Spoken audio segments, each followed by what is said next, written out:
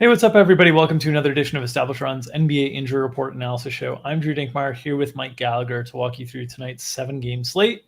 Only 7 games on this Monday, but still plenty of injuries to discuss. Mike, how are you on this fine Monday? Doing good. You had a good fantasy football day, but ready to talk some injuries and happy Halloween. Oh yeah, I am not in costume outside of my normal everyday costume of spreadsheet virgin. I am not in costume today celebrating. Congrats and warm wishes to those who are celebrating tonight. Beware of all the candy out there. You know, there's crazy things in it. You could get props. You open it, you chew into a Snickers bar, and you could get a bad prop. You never know. So just be aware out there.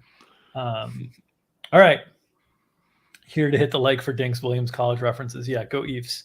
I did not go to Williams. My grandfather did, though. All right. Let's touch on the big questionables on this slate.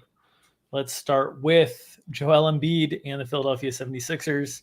You mentioned on our podcast that we just finished recording that will be on air later this afternoon or evening about Philadelphia's unusual schedule upcoming, where they have a bunch of back-to-backs coming up in the next month or so. We've already got this questionable tag on Embiid early in the season. We've had knee issues. We've had plantar fasciitis issues. What are your thoughts on his availability tonight? This is not a back-to-back. They do play Washington in a home-and-home, but it's a Monday-Wednesday setup. So no back-to-back until November 12th. That's when we got to start worrying about things with Embiid. But he's Q on the injury report tonight. So what are your thoughts here? Yeah, just as you mentioned, this is crazy. These back-to-back runs, 12th, 13th, 18th, 19th, 22nd, 23rd, and then another one, 27, 28. But didn't go through shoot-around, which is pretty standard practice for an illness, so we're probably not going to know. It is an early game, so that'll help. But we know the Sixers are going to have game time. Worth noting that on Friday, Doc Rivers said they basically knew Embiid wasn't playing, and they listed him as game time, of course. So certainly won't know. Probably can't go super small against Kristaps. We saw them run, I think, 25-ish minutes of Tucker as the 5-man. They actually put D'Anthony Melton on Siakam quite a bit. Interesting flip matchup there. But, we'll see. Definitely expecting a bigger lineup here against the Wizards team that's been a little hit or miss. Their defense was guns blazing to start the year, and now they've started to cool off. Had a pretty rough loss last time, too. So, yeah, but don't really know. These illness tags are really tough to analyze. So, but we will know it's the first game. You say that. I'm not always so sure with true. Doc Rivers in Philadelphia. We have had times in the past before where a game is locked and we found out, like in the NBA games have this annoying habit where they tip like 8 to 12 minutes after the actual lock time of the game.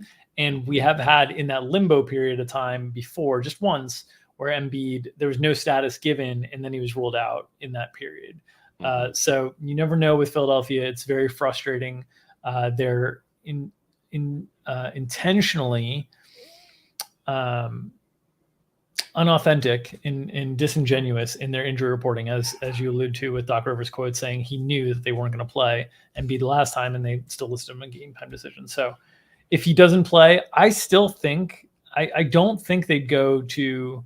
So I think Paul Reed is more likely than Montrezl Harrell if they're going to a starter. If you go to the starting lineup that they started last time against Toronto without Embiid, they moved D'Anthony Melton in. I kind of think that's what they go with again. You sounded less sure of that. I just don't think that like Harrell and Tucker size-wise, height-wise are like the same thing. So, like, if the concern is that Kristaps is just going to shoot right over guys, I think at least get with the lineup that you have more more confidence in just playing as a whole, which would be Melton.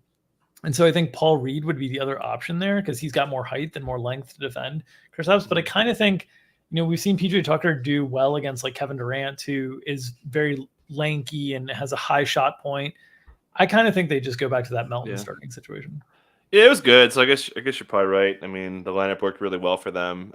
Doc talked it up, mentioned the Melton, Siakam stuff. So yeah, probably just go that way and stick with the lineup that works. And we saw in that game against Toronto that you have on screen here, we saw like James Harden did not actually pick up the usage in that game. Now it's a 1-game sample. It was Tyrese Maxey and Tobias Harris and D'Anthony Melton who really picked up the usage. If you would have told me going into that game that James Harden would have been 4th on the team in field goal attempts, that night, I would have been quite surprised. I think that's a little bit more of a testament to the Toronto defense. You mentioned, you've mentioned a number of times when talking about matchups that Washington is not a team that likes to help a lot. And I think that would be a spot that would probably be more along the lines of the usual that you would see from James Harden, able to exploit the usage in the absence of Embiid, should that be the case.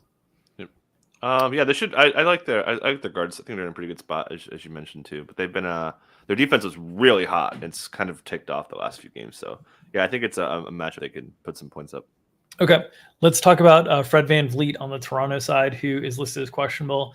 Fred VanVleet also disingenuous with his injury observations, as you noted on our podcast, that Nick Nurse had been asking him if Fred VanVleet was hurt. He had been saying no, and now here he is, listed on the injury report questionable tonight. What are your thoughts on VanVleet's availability for Toronto? Yeah, I mean, you saw him on Friday get wrecked on both ends. Nick Nurse said he asked VanVleet multiple times how he was feeling. VanVleet said he was okay. Apparently not. Gets the Q tag. Probably a small chance he sits. Non back-to-back. Had a couple days off leading up to this one too. So probably going to be game time. Don't really have a great read on it. But it was something that it looks like he was playing through based on this injury designation as well. Yeah, 0 for 11 and 0 for 8 from 3. I think at that point, it's warranted that Nick Nurse asks, like, "Are you okay? Like, what's going on out here? Like, 0 for 11. We need to address something here." Obviously important though, because the matchup tonight with Atlanta, normally Fred VanVleet is a solid primary defender as a guard. With Atlanta, you need guard defense against DeJounte Murray and Trae Young. What would the ramifications be in terms of the lineup, and how do you think it would impact the matchup for the Atlanta guys if VanVleet was unable to go? I think they'd probably be okay going big. We saw last year they were very comfortable using Scotty Barnes as a ball handler. I think you'd rather have the length as well against those guys.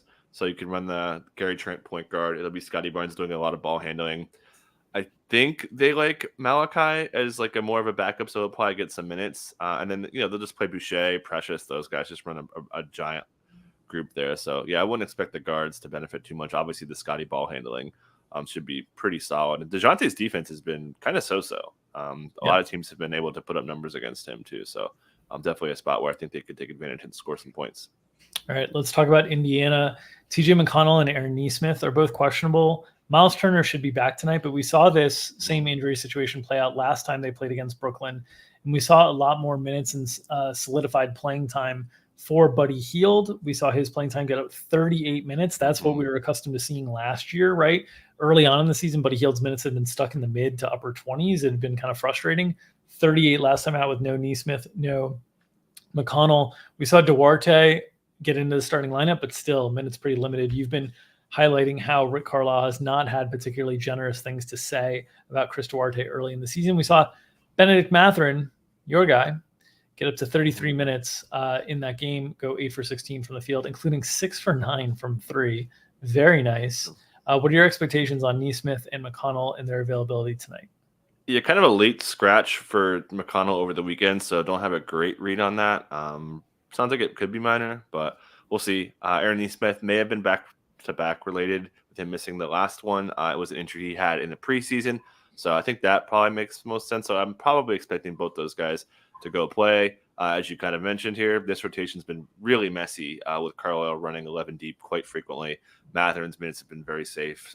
Even Halliburton's not getting like the high minute stuff. We're seeing him lead the league in potential assists, but still like low 30s minutes. He's been an assist machine against this bad Nets defense. Worst defense in the NBA, 124 defensive rating per cleaning the glass. They are just getting run on like crazy. So expecting a lot of points. And if those two guys, Nesmith and McConnell, don't play, we can get a little bit more minutes and just massive fantasy output from some guys who are available. The concern here is if they do play, and this is a likely bounce back spot for Brooklyn, right? Like generally, teams when they play each other 2 times in a row, generally those end up being splits.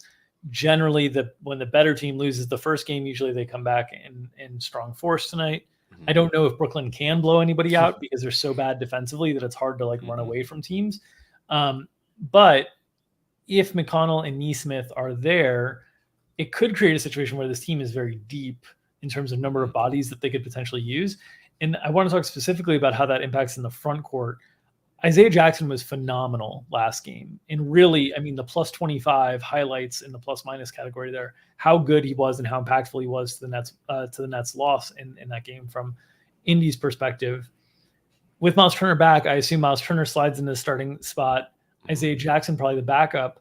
The question is, do we see Terry Taylor Goga go away completely? And is it more of a clean 2-man center rotation instead of this messy? We've seen 3-4 different guys that they could potentially play at center during lineups. Do we think the front court minutes tighten up, or is there still risk of things being spread around in Indy? Probably the latter, with things being spread around, with based on how Carlisle's gone. Now, I think now that he has a little bit more of a sample to kind of know which way he wants to go, and he's kind of talked about how he's been all over the place with his rotations, maybe he wants to lean into that more. But based on what we've seen so far, it's tough to think that they're going to have a tight rotation. So I would be a little bit nervous on that front if they're both available.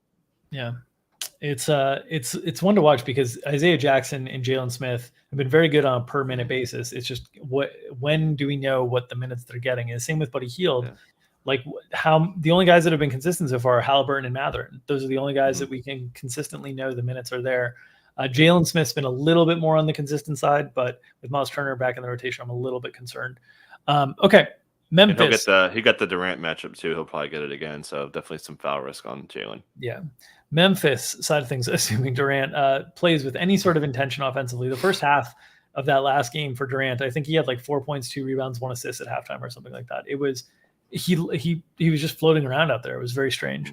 All right, Memphis. Desmond Bane added to the injury report as questionable, along with John Morant and Jake LaRavia, their first-round pick. What are your thoughts in Memphis on their availability tonight in the rematch against Utah after losing that heartbreaker last game in Utah without Ja, where Utah just went in fuego for the last minute and a half from 3 to end this game? What are your thoughts on availability tonight for the Grizz? Yeah, so you think Ja would have a good chance to play. Got added to the injury report on Friday night. So he's been, 4 days with this illness. You would think he's going to be back. Bane gets added. I didn't see what happened with his ankle. So it's probably just soreness. It is not a back-to-back, but you never like to see a guy getting added for the injury report. And then LaRavia, kind of getting the illness here, basically probably got what Ja has. So he's maybe a game behind. So I think that you're basically just going to put Roddy in his minutes. But if they're missing everyone, then Roddy could be relevant. We'll see more. A lot of Tyus Jones, almost regardless if if one of those two guys, Bane or Ja, don't go. Tyus is a fantastic game from him over the weekend. The guy, he's just so good. Those Jones boys, they're very good. But yeah, so I definitely think Ja will play. But again, if Bane can't go, we'll see a pretty good amount of Tyus regardless. Probably going to start Conchar. They've been using him as he's clearly their best wing besides their starters. I think they're comfortable playing him next to Brooks. We've seen Brooks be a shooting guard defensively. He guarded Jordan Clarkson in the last game too, so that definitely could play him at the guard spot and move Conchar to the 3 or 2. Yeah. It doesn't really matter. And if somehow, as you alluded to, if they are without Ja and without Bane, oh boy, we are going to get 30 field goal attempts from Dylan Brooks in that scenario. Probably. He was very good on this game against Utah. 12 for 20 from the field, 4 for 7 from 3. Added in 3 steals defensively, was a +9 in his 29 minutes. Often critical of Dylan Brooks and shot selection and different things like that, but he was great in the absence of John Morant last game. He could have another opportunity tonight where he's the lead or second lead in usage, depending on how these injury situations shake out. So be sure to check back in closer to game time. On the Utah side of things, Walker Kessler, who's missed the last few games, did go through shoot around. He's listed as questionable here. We've seen them just be willing to go a little bit smaller on the whole. Without Walker Kessler, they have not gone into Azubuike, who's been hurt and was removed from the injury tag as soon as Kessler got hurt, but still hasn't really played much. Micah Potter, they got into for a few minutes the other game, but it seems like they just the way that they've handled this is just staggering a little bit more between Olenek, Markkanen, and Jared Vanderbilt, and using those 3 bigs to tackle the power forward and center spot with a little bit of mixed in small ball stuff. Is that what your expectation would be tonight if Kessler couldn't go? And do you think Kessler going through shoot around indicates that he's more likely to go than not? Yeah, he's been, had this injury tag for a few days, like Ja, so probably going to be out there. And as you mentioned, they just ran a really small in that second unit, and we've seen them close with Taylor Horton Tucker as a four-man quite a bit. They didn't have Conley in this game, so they'll add Conley in the rotation. They'll get deeper naturally too. But yeah, Hardy will throw out a number of combinations, and he uses those three kind of bigs, Marketing playing some center. So yeah, those guys would all be used differently, but I'm definitely expecting Kessler to return today. Seth Curry, questionable. He returned in his first game. He played a little bit more than I expected him to in that first game against Indiana in his return.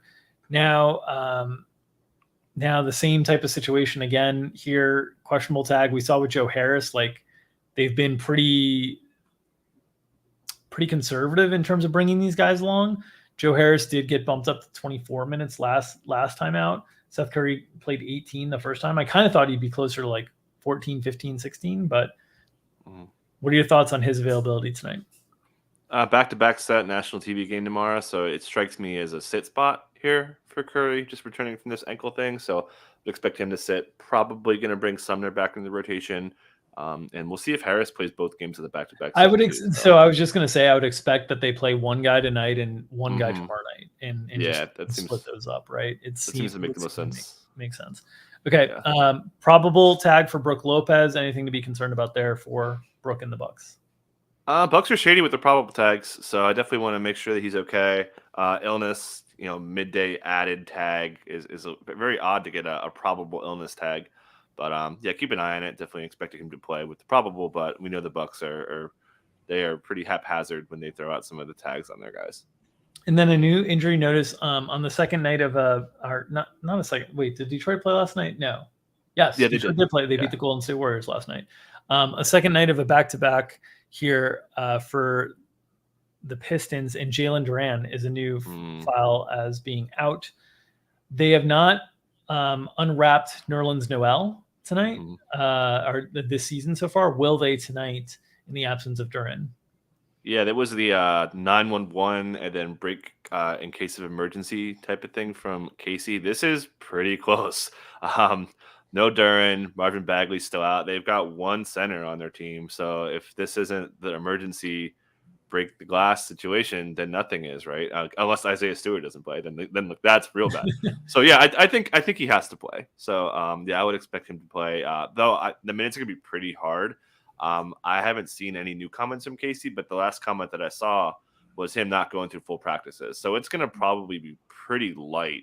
Maybe 12, 13, 14 minutes. So if Stewart can stay out of foul trouble, man, he could be really, really busy tonight. Yeah, he's had a much bigger minute ceiling than I've expected in the past. He's played great to start the season. He's stretched out to the three-point line and been pretty impactful, doing the things he used to do from a rebounding perspective as well. So it's been a good start to the season for Isaiah Stewart. There's big upside tonight, but second night of back-to-back, big underdogs in Milwaukee. Be careful. I would just say be careful with the starters in Detroit because they got a big win last night at home against the Warriors. They all played heavy minutes. This looks like a big letdown spot to me.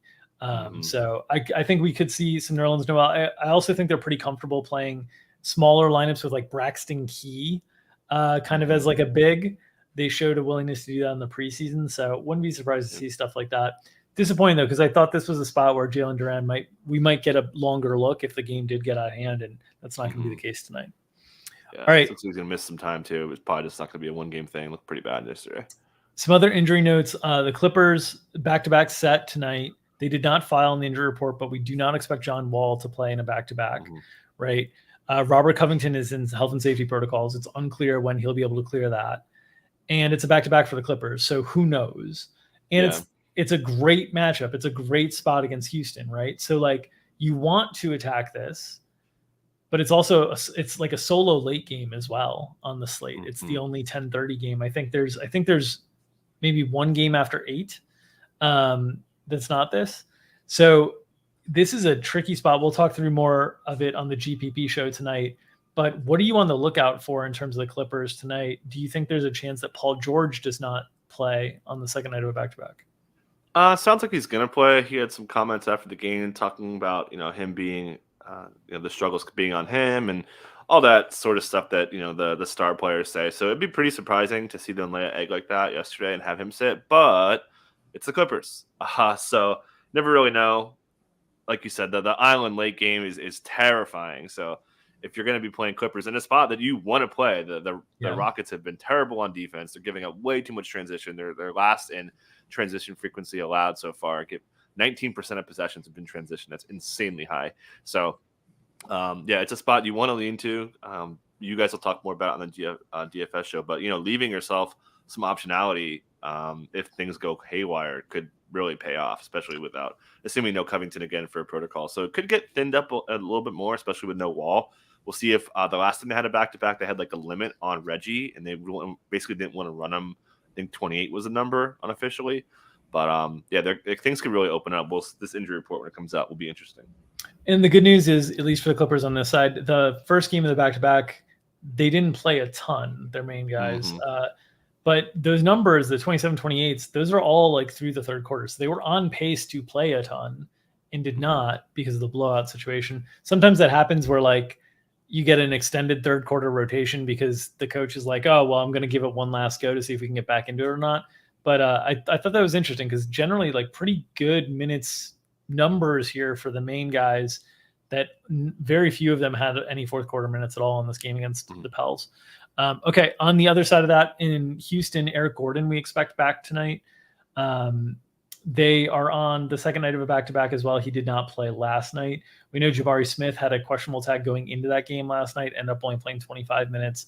The Rockets have not filed yet. We would not expect them to file until closer to like 5:30 Eastern time would be my guess. So that's one we're probably going to get while we're on the show, if not just before. Do you have anything else to be on the lookout for with the Rockets? No, like you said, Gordon should be back. Definitely getting the starting lineup spot there. Revenge game for Gordon. But I think that mostly covers it. I'm expecting Jabari to be okay. I thought he didn't look great, but the Suns were just locked in overall on that end. So aggressive KPJ. We love to see 14 free throw attempts too. So this is he's been great. He's been great early in the season. Yeah, his drives are really high. He's not scoring off those drives, so the role has been freaking awesome for him. Yeah. But deep rotations here. This has been kind of annoying, but the two guards are getting some pretty heavy run here as they've been staggering just a little bit more. Şengün looks like he's going to lock it down. Certainly against Zubats, we've seen a lot of coaches lean into having size and not really relying on the switching as much. So I definitely think Şengün would get another start again after pretty good game last night. Yeah, he was effective last night. All right, we talked about the Clippers and the Rockets not following the Pistons or the other team, but we got the Durant news. So we got an individual file on that one. So those are teams all involved in back-to-backs tonight. Even though it's just a tidy 7-game slate, there's still plenty of injury information to keep an eye on throughout the rest of the day. Just a reminder, first and foremost, if you are not signed up on Underdog Fantasy, my God, I don't know what you're doing. But this show, along with all of our NBA-related shows, is brought to you by the good folks over at Underdog Fantasy. They have daily NBA snake drafts for money running in addition to many formats of NFL contests, still running for huge prizes. If you're playing NBA Pick'em, in-season subscribers at Establish the Run can use our tools to compare our ETR projections to their Pick'em games as well. So make sure you head on over there. Promo code ETR will get you a deposit bonus of matched up to $100. So you deposit $100, you get $100 into your account if you use the promo code ETR. It's promo code ETR at underdogfantasy.com. And if you are interested in having access to those projections that you can use for the Pick'em lines, go over to the subscribe page at Establish the Run and check out the packages we're offering. On the prop side of things, we have fired off, I believe it's like 120 props through 13 nights of basketball so far. So we're averaging close to 10 props a day. So we are firing. You have to be at your computer. You have to be a very on top of things to be able to get any of the lines. But we do have a props package. We have the in-season DFS package. If you're not interested in subscribing to any of our content on the paid side, please make sure to subscribe to this YouTube channel, get notifications whenever we go live, and continue to support the free content that we're putting out there. Make sure to press or smash or gently hold down that like button to help circulate the algorithm, feed the algo, make everybody happy, Nom nom nom nom nom nom nom. We'll see you tomorrow at 2:00 Eastern with another edition of Established Run's NBA Injury Report Analysis Show. Take care, everybody.